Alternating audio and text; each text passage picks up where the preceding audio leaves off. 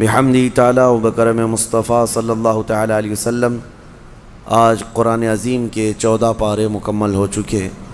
اللہ کریم بقیہ قرآن عظیم کے حصے کو صحیح تجوید سے تلاوت کرنے اور آپ سب کو سماعت کرنے کی توفیق عطا فرمائے۔ عزیزان گرامی، آج ہم نے سورۃ الحجر کی تلاوت کی ہے اور سورہ نحل کی۔ یہ دو صورتیں قرآن پاک میں آئی ہیں، دونوں کے معنی اگر میں آپ کو بتاؤں تو سننے والے کو ایسا لگے گا کہ اس کا کیا مطلب ہے۔ حجر کہتے ہیں پتھر کو، حجر اسود آپ نے سنا ہوگا۔ حجر جو ہے پتھر کو کہتے ہیں، اصحاب الحجر کا اس میں نام ہے، یعنی پتھر والے لوگ، وہ ایک قوم تھی، ان کا تذکرہ اس میں آیا ہے۔ اور سورۃ النحل دوسری سورہ ہے جس کا مطلب ہے شہد، شہد کے نام سے پوری قرآن میں سورہ ہے۔ وہ دونوں کا تذکرہ قرآن پاک میں آیا ہے اور دونوں بہت عجیب و غریب چیزوں کا ذکر ہے۔ یہ اصحاب الحجر کون تھے؟ پتھر والے لوگ۔ یہ ایک ایسی قوم تھی، بہت اونچے چوڑے لمبے لوگ تھے، بڑے طاقتور لوگ تھے، اور ان کا کام یہ تھا کہ پورے پتھر کے پہاڑ کو ہاتھوں سے تراش کر کے اپنا گھر بنا لیتے تھے۔ یہ معمولی بات نہیں ہے، یعنی پتھر کو ڈیزائن کرنا، تراشنا اور اس کے اندر جو ہے دروازے بنانا، کمرے بنانا، سب پہاڑ کے اندر ہی ہوتا تھا۔ باقی کوئی چیز اینٹ سیمنٹ سے جس طرح دیواریں بنائی جاتی ہیں نہیں ہیں، یہ وہ آج بھی ان کے بنائے ہوئے گھر میں موجود ہیں۔ مدائن صالح اس کو کہا جاتا ہے، سعودی عرب میں یہ شہر موجود ہے، الاولا نام سے۔ اب ان لوگوں نے اس کو پکنک پوائنٹ بنا دیا ہے۔ پہلے وہاں کوئی جاتا نہیں تھا، لیکن اب ہر چیز میں پیسہ چاہیے تو اس کو بھی ٹورسٹ پلیس کے طور پر کھول دیا گیا ہے۔ تو یہ حضرت صالح علیہ السلام کی قوم ہے۔ حضرت صالح علیہ السلام کو اس قوم کی ہدایت کے لیے بھیجا گیا تھا۔ تو حضرت صالح علیہ السلام آئے۔ اس قوم کو قوم سمود بھی کہا گیا ہے۔ اکڑ بھی بہت تھی، گھمنڈ بھی بہت تھا۔ جتنے لمبے تھے اتنے گھمنڈ بھی تھے، متکبر تھے، اور وہ اپنے سامنے کسی کو بھی کچھ نہیں سمجھتے۔ وہ سمجھتے کہ سب سے زیادہ طاقتور ہم ہیں، اور بڑے فنکار لوگ تھے۔ تو جب حضرت صالح علیہ السلام ان کے پاس آئے اور ایمان کی انہیں دعوت دی، ایک تو وہ طاقتور تھے، پہاڑوں کو تراش کر گھر تو بنا لیتے، لیکن ایمان سے محروم تھے۔ حضرت صالح علیہ السلام نے ایک خدا کی طرف دعوت دی، اللہ کی عبادت کرو اور دوسرے بتوں کی پوجا، یہ فلاں فلاں چیزیں چھوڑ دو۔ انہوں نے کہا آپ جھوٹ بولتے ہیں، یہ سب چیزیں ہوتی نہیں ہیں۔ وَلَقَدْ كَذَّبَ أَصْحَابُ الْحِجْرِ الْمُرْسَلِينَ۔ کذب کا مطلب ہوتا ہے جھٹلا دیا۔ حضرت صالح علیہ السلام کو سیدھے سے انہوں نے نکار دیا، کہا کہ آپ نبی نہیں ہیں، آپ کوئی نبی ہیں، کوئی رسول ہیں۔ تو بہرحال حضرت صالح علیہ السلام کنٹینیو دعوت دیتے رہے۔ تو اس قوم نے کیا کہا جانتے ہیں؟ ہم تو اپنے ہاتھوں سے پہاڑ کو تراشتے ہیں تو گھر بن جاتا ہے، آپ اگر سچ میں اللہ کے نبی ہیں تو اس پہاڑ سے کوئی زندہ جانور نکال کر کے دکھا دیجیے۔ آپ پہاڑ کے یعنی پتھروں سے۔ تو حضرت صالح علیہ السلام کو چیلنج کیا تھا لوگوں نے۔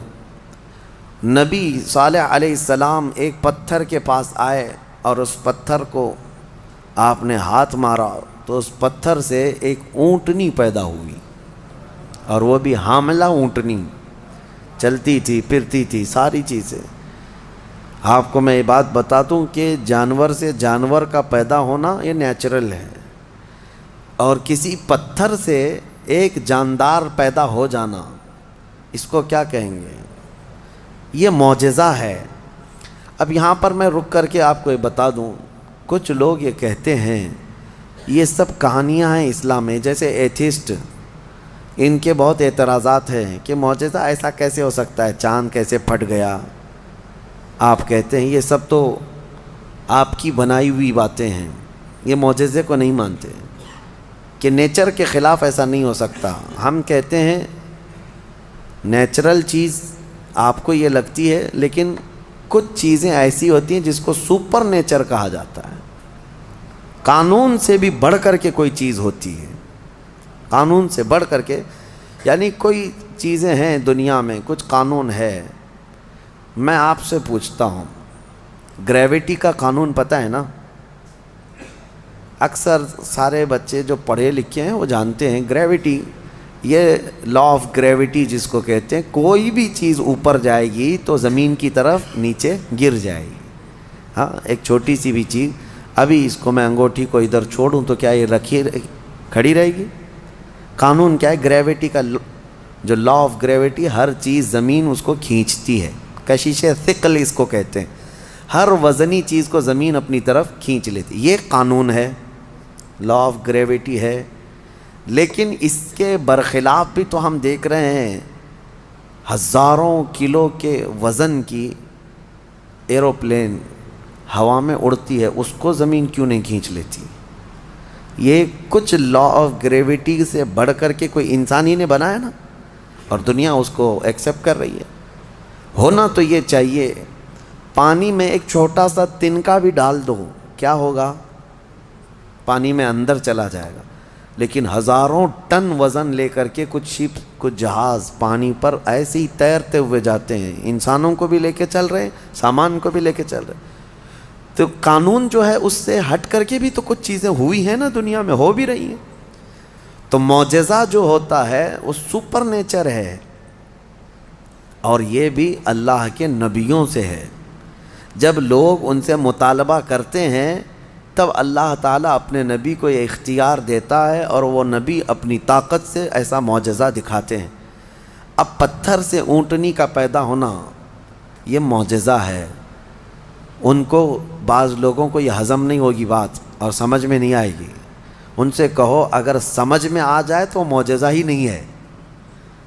اگر سمجھ میں آ جائے، معجزہ وہ ہے جو عام انسان کی سمجھ میں نہ آئے.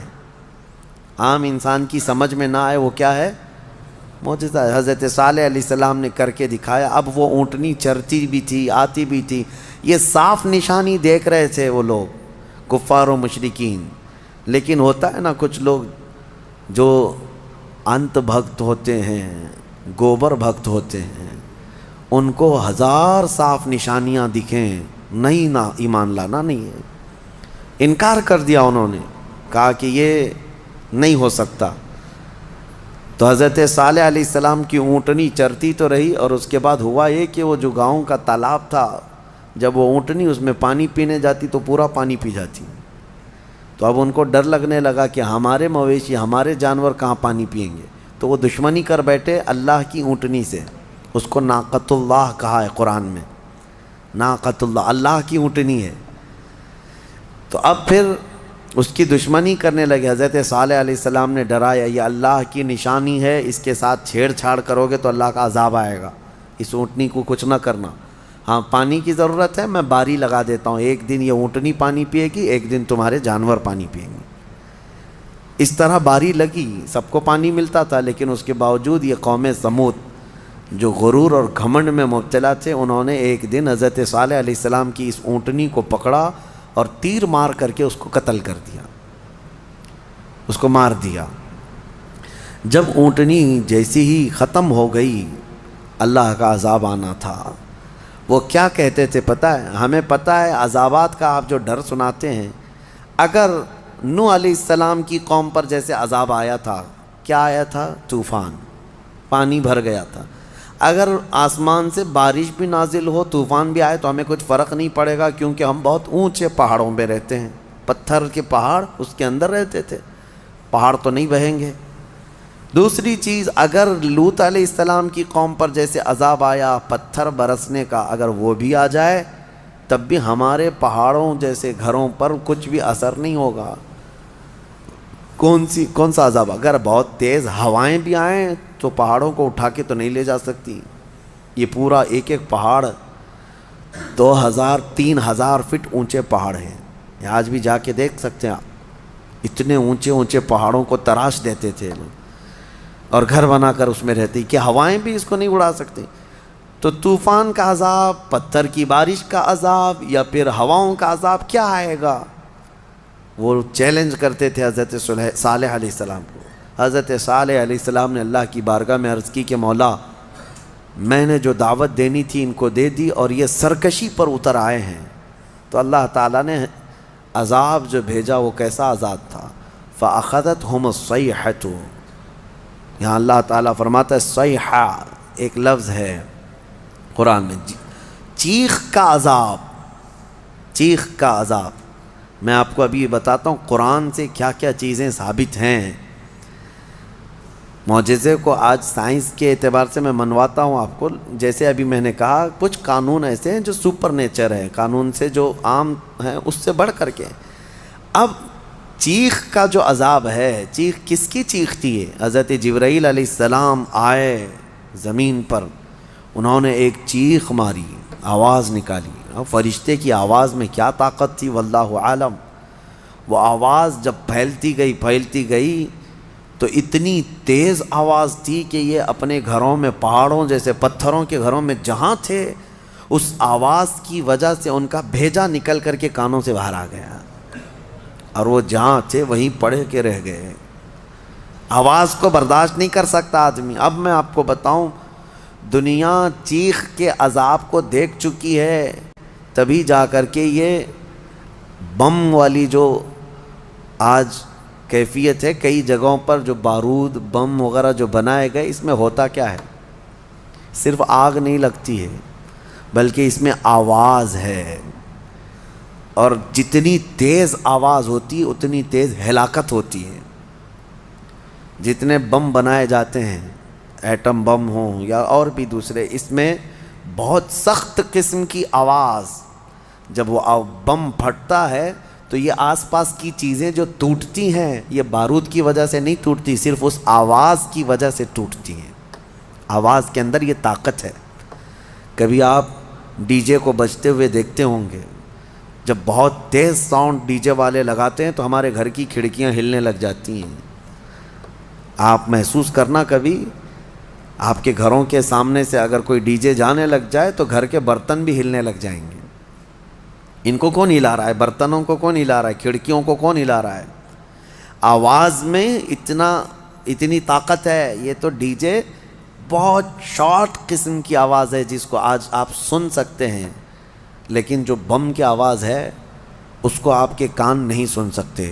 اور یہ دنیا کی بنائی ہوئی آوازیں ہیں. اس سے کئی ہزار گنا زیادہ ایک فرشتے کی آواز میں طاقت ہے. جب وہ آواز آئی ہوگی تو پھر انسانوں کا کیا حشر ہوا ہوگا. تو صرف چیخ کی وجہ سے وہ پوری قوم ہلاک ہو گئی، سب اپنے گھروں میں پڑے رہ گئے، وہ عذاب الہی کے شکار ہو گئے. یہ ان کا ذکر اس سورے میں آیا ہے. ان کو اصحاب الحجر کہا گیا ہے. یہ پتھر والی قوم ہے. اے گھمنڈ میں مبتلا لوگو، آج تمہیں اگر ایسا لگتا ہو کہ میرے پاس بہت کچھ ہے اور میں بچ جاؤں گا، تو اصحاب الحجر نہیں بچ سکے. وہ اپنے پہاڑ جیسے گھروں کے اندر مردہ پڑے رہ گئے. صبح جا کر کے دیکھا گیا تو سب کی لاشیں بدبو میں سڑ رہی تھیں. صرف اس چیخ کے عذاب میں سب مبتلا ہو گئے، پوری قوم ہلاک ہوئی. اب آپ اندازہ کریں، قیامت بھی جو قائم ہونی ہے نا، وہ بھی آواز پہ ہی قائم ہونی ہے. آواز، یہ آج دنیا کو اچھی طرح سے پتہ ہے کہ ساؤنڈ کے اندر کتنا پاور ہے، اور آواز کے ذریعے سے ہی پوری دنیا کو ختم کیا جائے گا. کیسے؟ حضرت اسرافیل علیہ السلام سور پھونکیں گے. سور ایک باجے جیسی شکل کی ایک چیز ہے. یہ اسرافیل علیہ السلام ایک فرشتے ہیں اللہ کے، وہ ہاتھ میں لے کر کھڑے ہیں انتظار میں کہ جب مولا کا حکم ہوگا اس کو بجائیں گے. جیسے ہی اس کو پھونکنے لگیں گے دنیا میں آواز پھیلے گی. پہلے ہلکی ہلکی ہلکی ہوتے ہوئے وہ آواز اتنی بڑھ جائے گی کہ لوگ پہلے اس آواز کو سنتے ہوئے بے ہوش ہو جائیں گے. پھر اسی آواز پر پوری دنیا کی موت ہو جائے گی. ایک بھی باقی نہیں رہے گا، ایک بھی باقی نہیں رہے گا.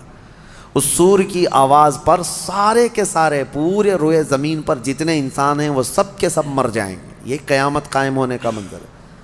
پھر اللہ تبارک و تعالیٰ زمین میں زلزلے پیدا فرمائے گا، اور پھر یہ پہاڑ سب پورے اڑنے لگ جائیں گے. زمین ختم کر دی جائے گی، ساری چیزیں ختم کر دی جائیں گی. پھر اللہ تبارک و تعالیٰ جو میدان قیامت قائم فرمائے گا، پھر اس میں سارے انسانوں کو جمع کرے گا. تو سور پھونکا جائے گا اور سور کی آواز بہت تیز ہوگی، لیکن الحمدللہ آپ نہ گھبرائیں، ہمارے اوپر نہیں آنی ہے قیامت، کیونکہ فرمایا گیا قیامت جو ہے کسی بھی مومن پر نہیں آئے گی۔ اس وقت کوئی مومن باقی نہیں رہے گا، مسلمان نہیں رہے گا۔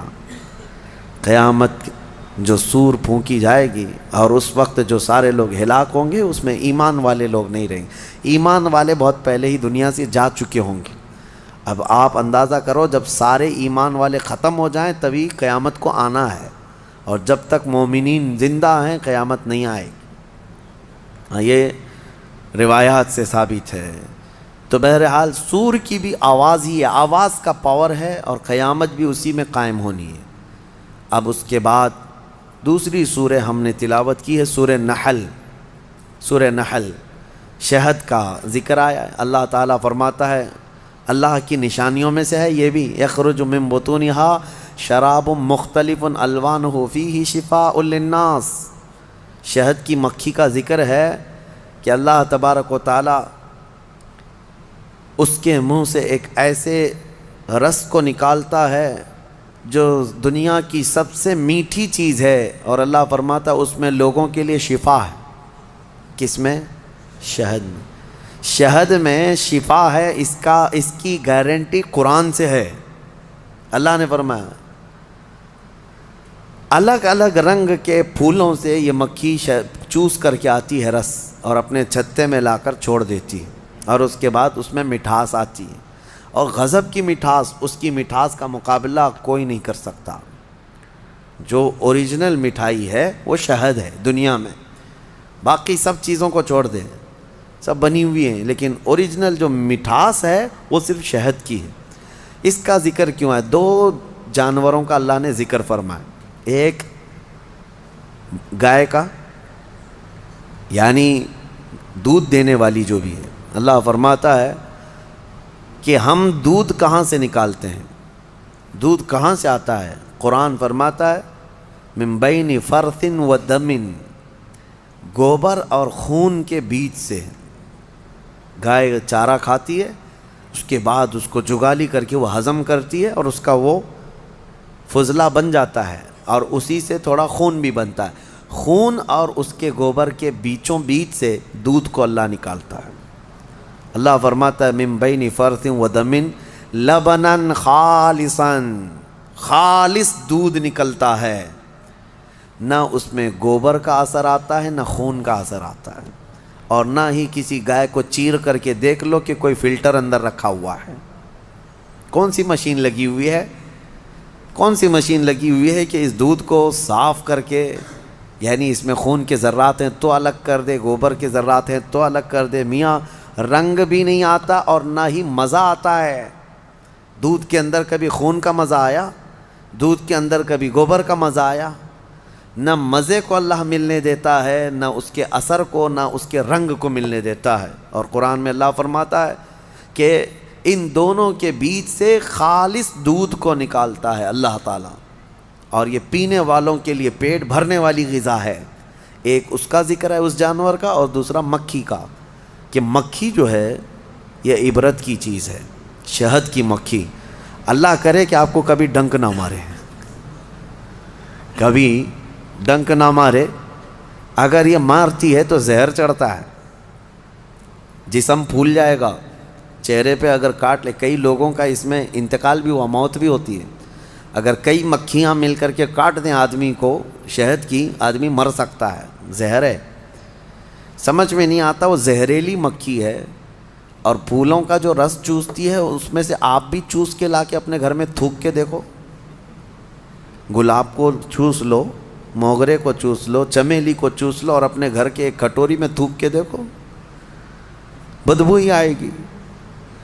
اور پھولوں کا رس تو کڑوا ہی ہوتا ہے، لیکن وہ مکھی زہریلی خود بھی ہے اور چوستی کڑوے پھولوں کا رس ہے، اور لا کر کے چھتے میں جب ڈالتی ہے تو نہایت ہی شیریں، نہایت ہی میٹھی چیز۔ اب اللہ تبارک و تعالیٰ فرماتا ہے کون ہے جو اس میں مٹھاس پیدا کرتا ہے؟ کون ہے اس کو مٹھاس پیدا کرنے والا؟ کون ہے؟ وہ خالق کائنات ہے، جو پھولوں کو رنگ دیتا ہے اور شہد کے مکھی کے منہ میں مٹھاس دیتا ہے۔ اب اسی کو کہا گیا ہے، یہ عبرت کی چیز ہے۔ ویسے آپ کو میں یہ بات بھی بتا دوں، وہ ڈنک مارے تو زہریلی، لیکن تھوک دے اپنے چھتے میں تو وہ شفا والی غذا ہے۔ ایک ہی منہ سے دو چیزیں کیسے؟ اتنا زہر بھی ہے کہ کاٹے تو مر جائے، اور اتنا ہے کہ اپنے گھر میں چھوڑے تو بیماروں کو شفا بھی ہو جائے۔ ایک ہی مکھی کے اندر یہ دو چیزیں۔ اعلیٰ حضرت فاضل بریلوی رضی اللہ تعالیٰ عنہ کی یاد آتی ہے، آپ نے فرمایا گستاخان رسول کو، وہ فرماتے ہیں اعلیٰ حضرت ظالموں میں شہد کی مکھی کی طرح ہوں۔ اعلیٰ حضرت اپنے آپ کو کہتے ہیں میں شہد کی مکھی کی طرح ہوں، جس کی مٹھاس کا بھی جواب نہیں، جس کے ڈنک کا بھی جواب نہیں۔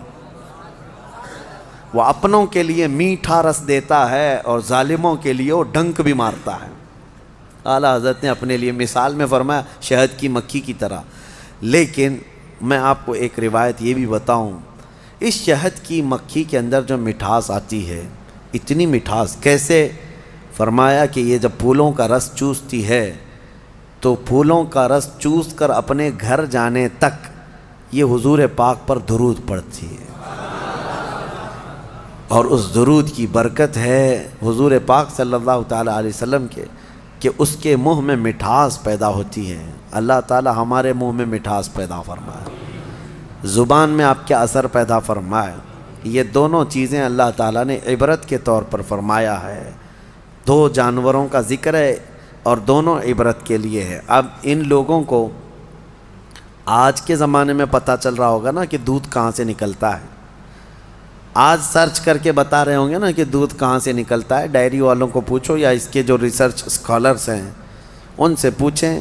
لیکن قرآن 1400 سال پہلے بغیر کسی سونوگرافی کے، بغیر کسی چیر پھاڑ کے جب بتا رہا ہے، تو آج بھی ان لوگوں کو عقل میں نہیں آتی بات کہ آخر یہ باتیں قرآن میں آئی کیسے؟ اس وقت نہ سائنس کا وجود، نہ کسی مشین کا وجود۔ تو محمد عربی صلی اللہ تعالیٰ علیہ وسلم کی زبان سے جو کلمات نکلے وہ ان کے اپنے نہیں ہیں، یہ خلاق کائنات کے کلمات ہیں۔ جس نے پوری کائنات کو پیدا کیا اسی نے یہ تمام چیزیں بیان کیا۔ آج ہی کے پارے میں ہم نے دو بہت اہم آیتیں تلاوت کی ہیں، وہ ہمارے لیے بہت ہی ہمت والی آیتیں ہیں۔ اللہ فرماتا انا نحن نزلنا ذکر وانا لہ لحافظون، بے شک ہم نے ہی قرآن کو اتارا ہے اور ہم ہی اس کی حفاظت کرنے والے ہیں۔ اللہ کا وعدہ ہے، یہ 26 لے کر کے جو بیٹھے ہوئے ہیں یہ پاکھنڈی مر جائیں گے، قرآن کا کچھ نہیں کر سکیں گے، کچھ نہیں کر سکیں گے۔ قرآن برسوں سے اسی طرح محفوظ ہے۔ اچھا ایک بات میں آپ کو بتا دوں، ایک جاہل بدتمیز قسم کا ایتھیسٹ اٹھا سوال کرتا ہے، کافی پہلے کی بات ہے، کہا کہ کہتے قرآن کو اللہ ہی حفاظت کرتا ہے، اللہ ہی حفاظت کرتا ہے۔ لے جا کر کے اس نے ہاتھ سے جلا دیا، کہا میں جلایا، قرآن تو بچا نہیں۔ یہ ایسی ہی پاگل ہے جیسے نمرود نے کیا تھا۔ حضرت ابراہیم علیہ السلام نے کیا کہا تھا نمرود سے؟ میں اس خدا کی عبادت کرتا ہوں جو موت بھی دیتا ہے، حیات بھی دیتا ہے۔ تو اس نے کیا کیا؟ جیل سے 2 قیدیوں کو نکالا اور ایک کو مار ڈالا اور ایک کو آزاد کیا، کہا میں بھی زندگی اور موت دیتا ہوں۔ یہ ایسی پاگل ایتھیسٹ ہے۔ اس نے قرآن کو جلا کر کے یا ختم کر کے کہا کہ یہ کہاں بچ سکا؟ نادانو، قرآن کا مطلب یہ اوراق نہیں ہے، یہ فنا ہے، یہ چیزیں ورق جو ہے یہ دنیا کی بنی ہوئی ہے۔ ہم اس ریولیشن کو مانتے ہیں جو قرآن نازل ہوا ہے، جو نفس مضمون ہے، وہ کبھی فنا نہیں ہوگا، وہ کبھی ختم نہیں ہوگا۔ وہ علم الہی ہے، وہ اللہ کی صفت ہے، وہ اللہ کی صفت ہے۔ قرآن میرے سینے میں ہے، ان کے سینے میں ہے، یا ورق پر ہے، یہ سب چیزیں جا سکتی ہیں، یہ چیزیں جا سکتی ہیں، لیکن وہ ریولیشن، وہ نزول قرآن کا وہ کبھی ختم نہیں ہوگا۔ اس کے متعلق ہم کہتے ہیں تم 100 نہیں، 1000 نہیں، لاکھ جلا لو اوراق کو جلانے کا مطلب یہ سمجھتے ہیں کہ قرآن جلا دیا، قرآن ختم ہو گیا۔ نہیں، قرآن کی حفاظت اللہ خود فرما رہا ہے۔ اللہ فرما رہا ہے، یہ اپنے گھر دیکھ لیں، گھر نہیں بچا پا رہے ہیں، ان کا اپنا کوئی محفوظ نہیں رہ گیا ہے۔ اور یہ آج کی بات نہیں ہے میرے عزیزو، برسوں سے سوال یہ بھی آتا ہے کہ قرآن وہی آتھینٹک ہے یا نہیں. اس سے قبل بھی میں پہلی ہی تفسیر میں اس کو بتا دیا تھا جب شروع کیے تھے ہم لوگ. یہ سوالات یہ ملحدین کی طرف سے آتے ہیں، بددین ایتھسٹ جو ہیں، ناستک لوگ، وہ کہتے ہیں کہ کیسے پتہ. ہم نے یہی کہا کہ اگر اس کے خلاف تمہارے پاس کوئی ثبوت ہے کہ کوئی دوسرا بھی قرآن تھا تو لا کے دکھا دو. 1400 سال سے کہاں سوئے ہوئے تھے سارے لوگ؟ ایک ہی قرآن کیوں ہے پوری دنیا میں جو الحمدللہ سے شروع ہوتا ہے والناس پہ ختم ہوتا ہے؟ وہ کہیں کا بھی ہو، امریکہ کا ہو، انڈیا کا ہو، افریقہ کا ہو، پاکستان کا ہو، عرب کا ہو، کہیں پر بھی جاؤ قرآن آپ کو یہی ملنے والا ہے. حتیٰ کہ ہمارے درمیان سینکڑوں فرقے ہو گئے ہوں گے، ہر فرقے میں قرآن یہی ہے، یہی قرآن ہے. شیعوں کے ہاں بھی، دیوبندیوں کے ہاں بھی، اہل حدیث کے ہاں بھی، چاہے جتنے بھی مکاتب فکر دنیا میں ہیں، فرقے ہیں، سب کے پاس قرآن یہی ہے، یہی قرآن ہے. تو کوئی الگ قرآن کیوں نہیں ملتا؟ یہ ان کے لیے سب سے بڑا سوال ہے کہ اتنے تواتر تک، یعنی لاکھوں لوگوں کا ایک چیز پر جمع ہونا دنیا میں محال ہے، کوئی ایک تو اگینسٹ ہوگا. اب مسئلہ یہی ہے نا کہ قرآن کے خلاف یہ اس لیے زہر اگلتے رہتے ہیں کہ کبڑا یہ چاہتا ہے کہ پوری دنیا کبڑی ہو جائے. وہ یہ نہیں چاہتا کہ میری پیٹھ صحیح ہو جائے، وہ یہ چاہتا ہے کہ